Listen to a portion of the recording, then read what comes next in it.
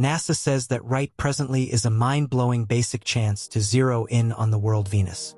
This follows the new divulgences of conceivable life on the planet. If you somehow wind up examining NASA's records from the 1960s, you'd see the space organization calling Venus a planet of judgment. In the meantime, Mars became our essential objective. Such cautious naming of the primary planets wasn't ordinary during the wild space race period. The Soviet Union was centered on sending missions to Venus. The stunning planet showed virtually no potential for life, but the Soviet space program didn't decommission the Venera program until the fall of the USSR. Thanks to Neil deGrasse Tyson, we finally grasped the reason why. Join us as we discuss the declassified photographs from Venus taken by the Soviet Union. The fall of the Soviet Union was huge in more ways than one. Not only did it change the global landscape, but the breakdown of the USSR also sealed away many mysteries. The truth that the Soviets had a deep inclination for maintaining secrets, from running the most efficient intelligence association in the world to being strange about their true capacities, suggests that extraterrestrial contact was one of those privileged secrets. The former superpower holds numerous untold secrets. Before the US outperformed all planetary missions in space, the Soviet Union was leading the game. While the US was a close second, NASA was more focused on satellites and innovative technology than on looking for life on other planets. Their attention was on Mars, which in turn wasn't especially unusual or particularly bad. Your history course might not tell you this, but the Soviet space program was the first to send a probe into the air of a planet other than Earth. It also had another series of firsts to its name. The USSR became the first country to achieve a soft landing on another planet, returning pictures and sounds from the surface of that planet. In fact, the Soviets had their own one small step for man, one giant leap for mankind moment long before the US. So why do we seldom hear about such accomplishments? Well, remember what we said about the Soviet affinity for maintaining secrets. That's only one of many reasons for the oversight of the Soviet space program. In 1992, the famous office was decommissioned following the breakdown of the USSR, and the program had to be restored under another Russian identity, Roscosmos. Many of its original records were either lost or destroyed. This is exactly why we don't have a clear answer regarding why the Soviets launched 28 rockets into Venus's atmosphere. Still, we can make the most sensible assumption. Perhaps the Soviet decision to explore Venus was more about cost efficiency than anything else. It's not to say that the space program didn't recognize the planet's true potential. They were searching for sensible water levels, sunlight, radiation, and the general characteristics of the planet. Without a series of these space missions, it would have been extraordinarily difficult to assess Venus's high temperatures and thick climate. Today, many astronomers don't believe that the unfriendly planet could support life. The temperatures there are high enough to melt lead, and water is scant. Furthermore, because of its thick atmosphere, the atmospheric pressure on Venus is approximately 90 times that of Earth. Anyway, there are still ongoing advancements, and to disregard the USSR's contribution to the investigation of Venus is to rewrite history. As far as the Soviets were concerned, Venus was worth investigating. Even though energizing the space race by looking at other more friendly planets like Mars wasn't entirely unfeasible, it was more expensive than sending probes to Venus. Everything basically comes down to the distance from Earth to another celestial body. On average, the unfriendly planet is just 40 million kilometers away from our home, while Mars is on average 250 million kilometers away. Such gigantic contrasts in distance result in colossal differences in cost. Had the US not been the world's largest economy, it may have never even explored Mars with such ease. Different reports suggest that Soviet missions were dangerous and had significant technical gaps. Of course, the rockets weren't able to cover huge distances. Besides, the organization had a poor history of losing contact with its rockets. So it makes sense why the Soviet space program picked a more prudent and somewhat closer mission that would yield results. Anyway, if we don't consider the space race in this context, the story of the Venera missions would be incomplete. The US wasn't even on the space map when the Soviet program launched the first artificial satellite, Sputnik 1, in 1957. This move started off the space race and kept its momentum. What's especially interesting is why the US focused on the Moon instead of Venus. NASA had a series of failures with its Venus missions during the 1960s, and consequently, the US Space Agency hit a detour known as the Venus Curse. Each time they launched a probe into Venus's atmosphere, it failed.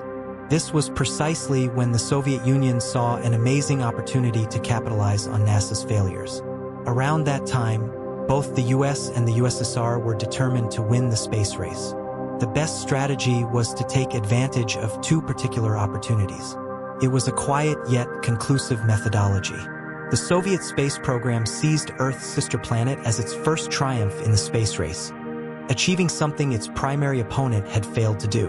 Regardless of the Soviet Union's limited resources and faltering government, they repeatedly launched missions to Venus to maintain their leading position over the US. In contrast to NASA's focus on the Moon, this key decision wasn't without ill will. Moreover, clever publicity was used to cloud their significant failures with Venus. The American government was prompted to investigate the USSR's obsession with the planet, with the media labeling Venus the evil planet, while Mars became humanity's destiny. These names didn't matter to the Soviets. Their mission was to show their supremacy over the Americans, and they succeeded in doing so. The Venera missions are almost forgotten in modern history, but regardless of their early challenges, these missions were extraordinarily advanced, high-tech, and aggressive. At the beginning of the space age, the Venera missions led the way. Back in the 1950s, the Soviets began testing the plans and technical details of the probes. Over the next 30 years, they proceeded to build and launch interplanetary spacecraft as part of the Venera program. Since the program ran alongside a wild Cold War, the Soviets focused on improving their assets. Luckily for them, the early years of the conflict provided them with more resources than the US, which turned out to be incredibly valuable. It allowed them to build larger rockets designed to break through high altitudes and cover huge distances. The Soviets hurried to experiment with both manned and unmanned rockets, while the Soviet scholarly community worked on a series of measurements and assessments to make accurate routes for the Venus missions. In the background, their Mars programs were also running. Nothing was more important than developing advanced instrumentation for these missions. This led to significant breakthroughs in the history of space exploration. In 1966, the Soviet Union launched Venera 3, making it the first artificial probe to enter the atmosphere of Venus and successfully land on the planet's surface. This achievement raised the competition between the two superpowers. Unlike the American missions, which were plagued by failures and mishaps, the Soviet program continued to make progress. Despite their triumphs, the USSR managed to send successful probes into Venus's atmosphere. The only point of conflict with this approach was the limited design capabilities. The Soviets quickly overcame their design issues and launched the most advanced probes of the Venera program during the 1970s. Their pioneering efforts allowed them to achieve the first simultaneous launches of Venera 4 and Venera 5. According to most history specialists, this was the most surprising decade in the history of space exploration. Without a doubt, the US tried to develop similar launch techniques. So why did the Soviet agency choose simultaneous launches into Venus? To understand this, you need to recognize that interplanetary travel requires advanced instrumentation to gather the highest level of data and evidence. The probes were initially launched to study the planet's surface, and that's exactly what happened with Vapor. Since the launch went flawlessly, the probe successfully entered Venus's atmosphere. The Soviet program continued with Venera 5, but this wasn't just a repeat of the first launch. The second probe was specifically designed to collect detailed data about the planet. Eventually, Venera 7, the final successful launch, managed to make history by being the first space probe to land successfully on Venus. The entire mission represented an intense rivalry between the Soviet Union and the US. The Cold War space race never slowed down. The achievement of Venera 7 was a monumental milestone. It became the first spacecraft to send back signals from the surface of Venus, a feat that had eluded NASA and other space agencies. It transmitted data for over 23 minutes before losing contact, which was a remarkable success given the extreme conditions on the planet. This victory was part of the USSR's broader strategy to showcase its superiority in space exploration at a time when the US was focused on its moon missions. However, the Soviet successes did not come without their setbacks. While the Venera probes were crucial for Venus exploration, they were also plagued with challenges. For instance, the harsh environment on Venus, with its thick atmosphere, extreme heat, and crushing pressure, made it difficult to maintain communication and keep the probes functioning for long periods. Despite these challenges, the Soviets kept pushing forward with their missions. Venera 9, launched in 1975, succeeded in sending back the first black and white images from the surface of Venus, further cementing the USSR's leadership in planetary exploration. The Soviet space program's work on Venus wasn't just about outdoing the US. It was also about gathering vital scientific knowledge. The Venera probes helped to establish that Venus had a surface temperature of about 465 degrees Celsius, 869 degrees Fahrenheit, far too hot for any Earth-like life to exist. The probes also confirmed that the planet's atmosphere was mainly composed of carbon dioxide, with clouds of sulfuric acid, making Venus a hostile environment for life as we know it.